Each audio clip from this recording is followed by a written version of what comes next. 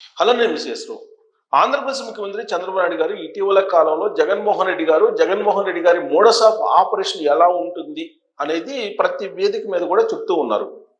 నేరాలకు పాల్పడటం, ఆ నేరాల నుంచి చాకచక్యంగా తప్పుకోవడానికి ప్రత్యర్థుల మీద వేయడంలో ఆరితేరిపోయారు. అలాంటి వాళ్ళతోటి రాజకీయం చేయాల్సి వస్తుంది అని చెప్పి చంద్రబాబు నాయుడు గారు పదే పదే ఇటీవల కాలంలో ప్రస్తావిస్తున్నారు. ఆ సందర్భంగా ఆయన కోట్ చేసినటువంటి కొన్ని సంఘటనలు వివేకానంద రెడ్డి గారి మర్డర్ కేసు, కోడికత్తి కేసు, గులకరాయి కేసు, వీటిని ప్రస్తావిస్తూ ఉన్నారు. యాక్చువల్గా వివేకానంద రెడ్డి గారి మర్డర్ కేసులో ఏం జరిగింది? ఆ రోజున ఫస్ట్ ఆయన గుండెపోటుతో మరణించారని చెప్పి న్యూస్ వచ్చింది. నిజమే అని చెప్పి చంద్రబాబు నాయుడు గారు కూడా అనుకున్నారట. మంచివాడు చనిపోయారు అని చెప్పి భావిస్తున్నటువంటి సమయంలో ఆల్ ఆఫ్ సడన్గా అది గొడ్డలిపోటు అని చెప్పి వినిపించింది. అది ఎవరు చేశారు ఏంటి అనేది తెలియనటువంటి సమయం అది. అయితే అక్కడ బాత్రూంలో పడినటువంటి ఆయన్ని తీసుకొచ్చి కుట్లు వేసి మొత్తం క్లీన్ చేసేసి ఆయన్ని దహనం చేయడానికి సిద్ధమయ్యారు వివేకానంద రెడ్డి గారిని. ఆ సమయంలో ఆయన కుమార్తె సునీతారెడ్డి గారు అక్కడికి వెళ్ళి ఆయన మరణం మీద అనుమానాలు ఉన్నాయి, పోస్ట్ మార్టం చేద్దామని చెప్పి ఆమె డిమాండ్ చేస్తే పోస్ట్ మార్టానికి తీసుకెళ్తే అప్పుడు అది గుండెపోటు కాదు గొడ్డలిపోటు అని చెప్పి తేలింది. ఆ తర్వాత కొన్ని గంటల వ్యవధిలోనే మరుసటి రోజు పేపర్లో తన చేతిలో గొడ్డలు పెట్టి తానే వివేకానంద రెడ్డి గారిని మర్డర్ చేశారని చెప్పేసి ప్రచారం చేశారు. ప్రజలు కూడా 2019 ఎన్నికల్లో నమ్మారు అని చెప్పి చంద్రబాబు నాయుడు గారు ఆవేదన చెందుతూ ఉన్నారు. ఇటీవల కాలంలో అనేక వేదికల మీద మాట్లాడారు ఆయన. అంటే ఒక మర్డర్ చేసేసి ఆ మర్డర్ తాలూకు నేరాన్ని తన మీద మోపుతున్నారు అనేటువంటి అభిప్రాయాన్ని ఆయన వ్యక్తం చేశారు. దాంతోపాటు కోడికత్తి కేసులో ఏం జరిగింది అనేది కూడా ఆయన చెప్తున్నారు. అక్కడ ఉండేటువంటి నిందితుడు కోర్టుకేమో హాజరవుతున్నారు, జైలు జీవితం గడిపారు. బాధితులుగా ఉన్నటువంటి జగన్మోహన్ రెడ్డి గారేమో ఒక్కరోజు కూడా కోర్టుకి హాజరు కాలేదు. ఆ తర్వాత కోడికత్తి సీన్కి సంబంధించి బయటకు రావడానికి రకరకాలుగా ప్రయత్నాలు చేయాల్సి వచ్చింది. ఎట్టకేలకు అతను బయటకు వచ్చాడు. ఈ విషయాన్ని కూడా చెప్తూ ఉన్నారు. 2024 ఎన్నికలకు ముందు గులకరాయికి సంబంధించినటువంటి కేసు, ఆయన ప్రచారానికి వెళ్తున్నటువంటి సమయంలో విజయవాడ సమీపంలో ఎవరో ఒక గులకరాయి వేస్తే ఆయనకేదో దెబ్బ తగిలింది అనేటువంటిది అప్పట్లో వినిపించినటువంటిది. ఆ సంఘటనని ప్రస్తావిస్తూ చంద్రబాబు నాయుడు గారు ఇదంతా కూడా ఎన్నికలకు సంబంధించినటువంటి స్టంట్లు, ఇలాంటి స్టంట్లు వేసి అధికారంలోకి వచ్చినటువంటి వాళ్ళు అధికారంలోకి వచ్చిన తర్వాత మద్యం స్కామ్ లాంటి దానికి పాల్పడ్డారు. ఇప్పుడు ఆ స్కామ్ నుంచి బయటపడటానికి ఎలాంటి ప్రయత్నాలు చేస్తారో అనేటువంటి ఒక అభిప్రాయాన్ని ఆయన వ్యక్తం చేస్తూ చట్ట ప్రకారం ఎవరిని వదిలిపెట్టేది లేదు, అక్రమాలకు పాల్పడినటువంటి వాళ్ళని చట్ట ప్రకారం శిక్షిస్తాను అని చెప్పి చెప్పారు చంద్రబాబు నాయుడు గారు. అంతేకాదు 2024 ఎన్నికలకు ముందు పొంగనూరు సమీపంలో ఆయన మీదనే హత్యాయత్నం చేయబోయారు వైఎస్ఆర్ కాంగ్రెస్ పార్టీ కార్యకర్తలు, ఉల్టా తన మీదనే కేసు పెట్టారనేటువంటి అంశాన్ని కూడా చెప్తూ నేరపూరితమైనటువంటి వాళ్ళు, నేర స్వభావం ఉన్నటువంటి వాళ్ళు రాజకీయాల్లోకి వస్తే చాలా ప్రమాదం, చదువుకున్నటువంటి వాళ్ళు రాండి అని చెప్పి ఇప్పుడున్నటువంటి యూత్కి చంద్రబాబు నాయుడు గారు పిలుపునిస్తూ ఉన్నారు. మరి ఇదంతా ఆయన ఎందుకు చెప్తున్నారంటే దాదాపు 45 సంవత్సరాలుగా రాజకీయ ప్రయాణం ఆయన చేశారు. ఈ 45 సంవత్సరాల్లో అనేక మందితోటి రాజకీయ ప్రత్యర్థులతోటి ఆయన పోరాడారు. కానీ ఇప్పుడున్నటువంటి జగన్మోహన్ రెడ్డి గారితో పోరాడలేకపోతున్నారు అనేటువంటి అభిప్రాయం ఆయన వ్యక్తం చేస్తున్నారు. ఎందుకు పోరాడలేకపోతున్నారు అని అంటే నేర స్వభావం కలిగినటువంటి వాళ్ళు రాజకీయాల్లోకి వస్తే ఆ రాజకీయాలను ఉపయోగించుకొని, ప్రజలు ఇచ్చేటువంటి అధికారాన్ని ఉపయోగించుకొని ఏ విధంగా ప్రకృతి సంపదను దోచుకుంటున్నారో చూస్తూ ఉన్నారు.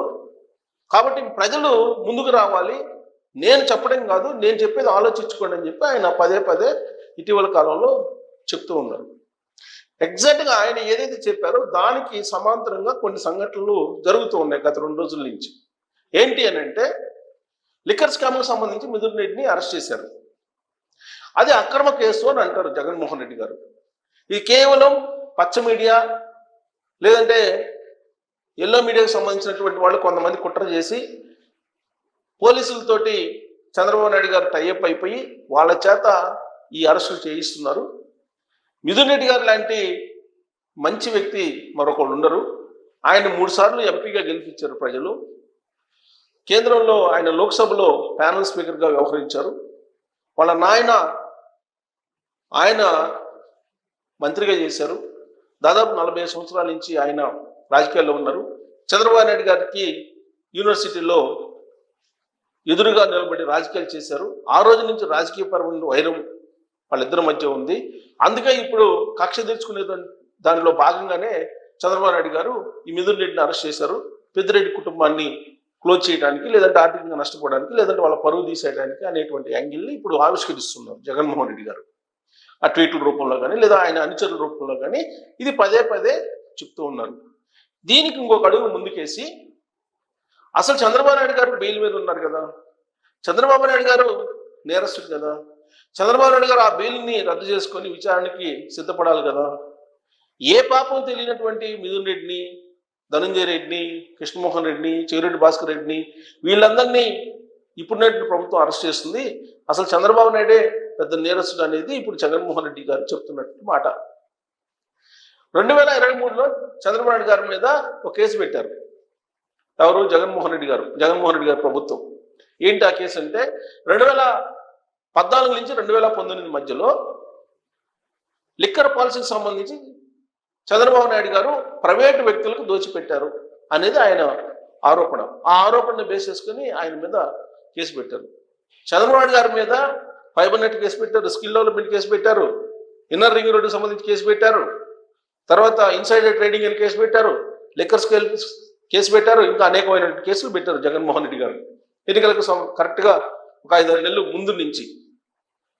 ఆ కేసులు ఎందుకు పెట్టారు అని అంటే, ఇప్పుడు చంద్రబాబు నాయుడు గారు చెప్తున్న దానికి అర్థం వచ్చేలా ఉంది.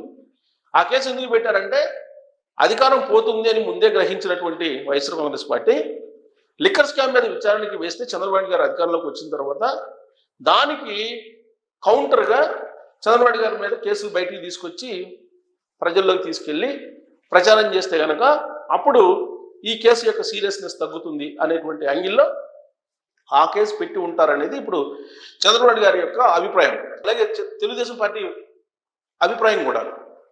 ఎందుకనంటే, ఒకవైపు ఏమో ఆధారాలతో కూడినటువంటి ఛార్జ్ షీట్లు వేసి వైఎస్ఆర్ కాంగ్రెస్ పార్టీకి సంబంధించినటువంటి వాళ్ళని అరెస్ట్ చేస్తూ ఉంటే, అక్రమాలు, అవినీతికి సంబంధించినటువంటి అంశాల్లో, ఇంకోవైపు చంద్రబాబు నాయుడు గారిని దోషిగా చూపిస్తూ, చంద్రబాబు నాయుడు గారిని నేరస్తుగా చూపిస్తూ, చంద్రబాబు నాయుడు గారు లిక్కర్ స్కామ్కి పాల్పడ్డారని చెప్తూ సమాంతరమైన ప్రచారం చేస్తున్నారు జగన్మోహన్ రెడ్డి గారు.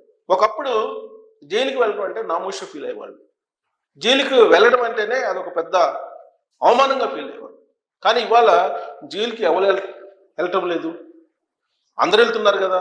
నేనే కాదు, చంద్రబాబు గారు వెళ్ళారు, అలాగే కొల్లు రవీంద్ర వెళ్ళారు, జేసీ ప్రభాకర్ రెడ్డి వెళ్ళాడు, దూళపాళ్ళ నరేంద్ర వెళ్ళారు, వీళ్ళందరూ జైలుకి వెళ్ళి వచ్చిన వాళ్ళే కదా అనేటువంటి మాటలు మాట్లాడుతూ ఉన్నారు. పైగా అవినీతికి పాల్పడ్డారంటే ఎవరు అవినీతికి పాల్పడలేదు, అవినీతికి పాల్పడినటువంటి వాళ్ళు ఎవరు అనేటువంటి ప్రశ్న ప్రజల నుంచి వచ్చేలాగా ఇప్పుడు సమాజాన్ని సెట్ చేసేసారు. అంటే ఇప్పుడు లిక్కర్ స్కామ్ని బలహీనపరచడానికి, లేదా ప్రజాక్షేత్రంలో దాన్ని సీరియస్నెస్ని తగ్గించడానికి ముందుగానే ప్లాన్ చేసి 2023లో జగన్మోహన్ రెడ్డి గారు చంద్రబాబు నాయుడు గారి మీద ఒక లిక్కర్ కేసుని పెట్టించారు. అది ఇప్పుడు ప్రచారానికి పనికొస్తుంది. దీన్నే నేరాలు చేసి ప్రత్యర్థుల మీద చాకచక్యంగా నెట్టడం అని అంటారు చంద్రబాబు నాయుడు గారు. ఇలాంటి వాళ్ళతో రాజకీయాలు చేయడం కష్టంగా ఉంది, మీరు ఆలోచించండి అని చెప్పి ప్రజలు చెప్తున్నారు. ఏదైనా ప్రజలే చేయాలి, అంతిమంగా ప్రజలే తెలుసుకోవాలి, ప్రజలే అవగాహన పెంచుకొని ఎవరిని అధికారంలో ఉంచాలి, ఎవరిని ప్రతిపక్షంలో ఉంచాలి, లేదంటే రాజకీయాల నుంచి వాళ్ళని పంపించాలి అనేది ఆధారపడింది. కాబట్టి ప్రజలే మేల్కోండి అని చెప్పి పదే ప్రతి వేదిక మీద ఆయన చెప్తూ ఉన్నారు. మరి ఇప్పుడు లిక్కర్ స్కామ్కి సంబంధించి సమాంతరమైన ప్రచారం చేస్తున్నారు జగన్మోహన్ రెడ్డి గారు.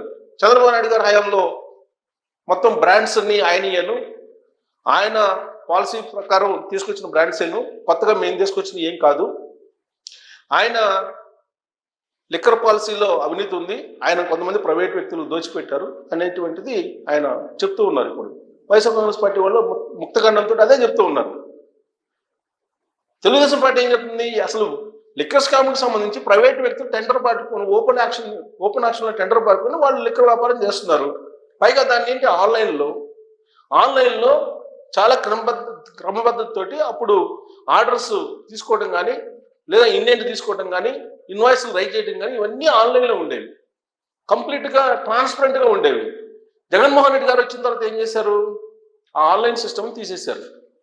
ఆన్లైన్ సిస్టమ్ తీసేసి ఆర్డర్ ఆఫ్ ప్రయారిటీస్ని కూడా తీసేసి మద్యం సంబంధించిన అమ్మకాలని తయారీని మొత్తం ఆయనే చేసేసారు. అక్కడే కరెక్ట్గా అవినీతి జరిగింది అనేది ఇప్పుడున్న ప్రభుత్వం ఆధారాలతో సహా బయట పెడుతుంది. మరి చంద్రబాబు నాయుడు గారు ఆ రోజున నిజంగా ఆయన అవినీతి పాల్పడితే మరి ఆన్లైన్లో ఆ సిస్టమ్స్ అన్నింటినీ మార్చేసేవాళ్ళు కదా. అసలు ఆన్లైన్లో ఆర్డర్స్ ఇవ్వటం కానీ ఇన్వాయిస్లు రైట్ చేయడం కానీ ఇవన్నిటినీ సిస్టమ్నే మార్చేశారు 2019 నుంచి. మద్య నిషేధం అని చెప్పి వచ్చినటువంటి జగన్మోహన్ రెడ్డి గారు దాన్ని ఆయనే టేకప్ చేశాడు. తయారీదారుడిగా, సరఫరాదారుడిగా, అమ్మకందారుడిగా మొత్తం ఆయనే రోల్ ప్లే చేశారు. ఆయన అంటే వ్యక్తిగతంగా కాకపోయినా ఆయన అనుచరులు, ఆయన ప్రభుత్వం. మరి అవినీతి చంద్రబాబు గారి టైంలో జరిగిందా లేదంటే జగన్మోహన్ రెడ్డి గారి టైంలో జరిగిందా అనేది ఇప్పుడు ప్రజాక్షేత్రంలో చర్చ జరగాలి. ఇదే కోరుకుంటున్నారు చంద్రబాబు నాయుడు గారు.